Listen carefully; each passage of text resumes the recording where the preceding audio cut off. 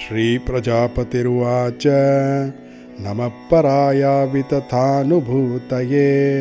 गुणत्रयाभासनिमित्तबन्धवे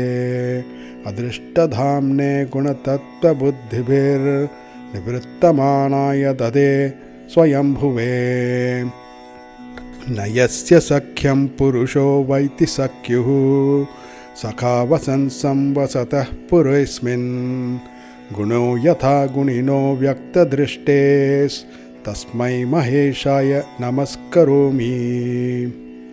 देहोऽसवोक्षा मनवो भूतमात्राम् आत्मानमन्यं च विदुः परं यत् सर्वं पुमान् वेद गुणांश्च तज्ञो न वेद सर्वज्ञमनन्तमीढे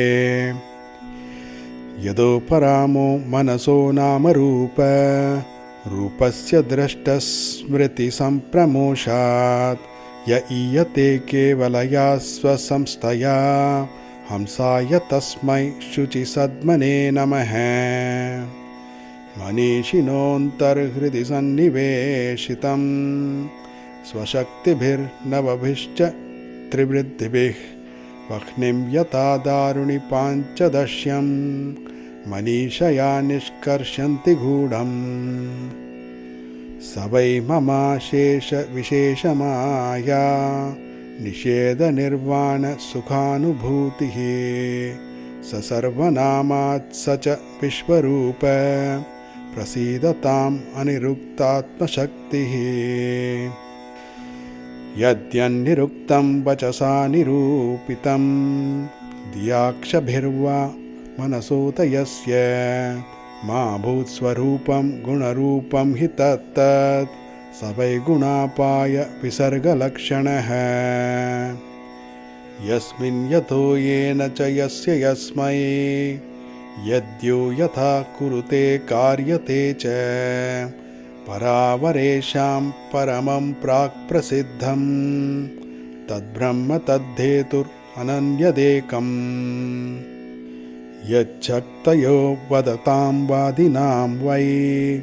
विवादसंवादभुवो भवन्ति कुर्वन्ति चैषां मुहुरात्ममोहं तस्मै नमोऽनन्तगुणाय भूम्ने अस्तीति नास्तीति च वस्तुनिष्ठयोरेकस्तयोर्भिन्नविरुद्धधर्मणो अवेक्षितं किञ्चन योगसाङ्ख्ययोः समं परं ह्यनुकूलं बृहत्तत्